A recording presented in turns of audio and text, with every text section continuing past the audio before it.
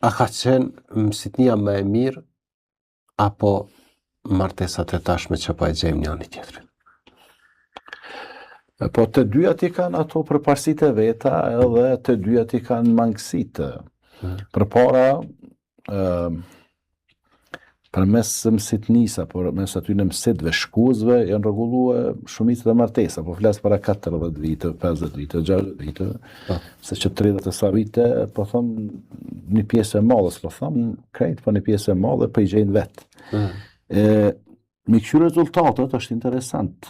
Këta që e kanë mësitnu vajzën ose djalin, këta kanë kalu ndoshta, kanë kalu më mirë se këta që po i gjejnë vetë. Të paktën një gjë është e sigurt. Përpara me mësitni, shkunërzimet kanë qenë të rralla.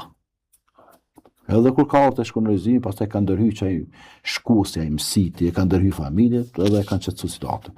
Tash kur po e gjejnë vetë, ndoshta ato kërkesat po plotësohen më shumë, mirë po ndarjet janë shumë të mëdha.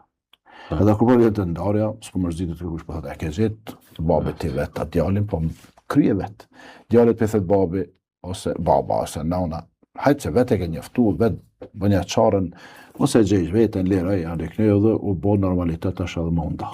Pra, jetëgjatësia e lidhjeve bashkëshortore me mësit është e gjatë edhe shkon deri në vdekje.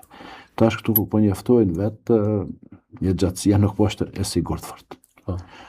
Edhe me mësit ka pas ato anë shme thonë negative, se ka njerë mësiti si ka këshyrish, a janë tipa për njëri tjetrin e ka këshyrë sa po i ofron pare, shamu familja e djalit, atëro ka qenë me marka para luftës, ka dhënë 200-300 marka, 500 marka, si ka tregu ato dobësit hiç, apo ato të meta që ka vajza ose djali, kanë shef zakonisht.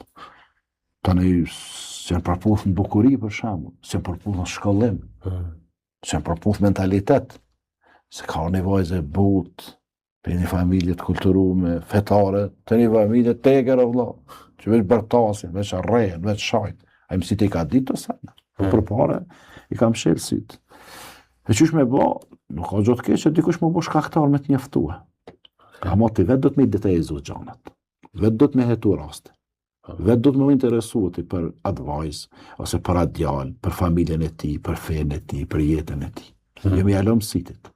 Unë të garantoj, ti mësë më garantoj kur gjë. Unë nësët për djemë të misë më në garantoj. E qysh me garantu për gjematin? Se ka plot njerëz që vinë xhami, po këtu ka shumë djemë, këtu ka shumë besimtar. O vëlla, unë mbrana 4 muaj po të garantoj që djali i mirë, po nuk e di që është në rrugë, nuk e di që është në biznes, nuk e di që është në familje, nuk e di që është natën në shtëpi vet, nuk e di që është kur takohet me haramin, bën as e bën.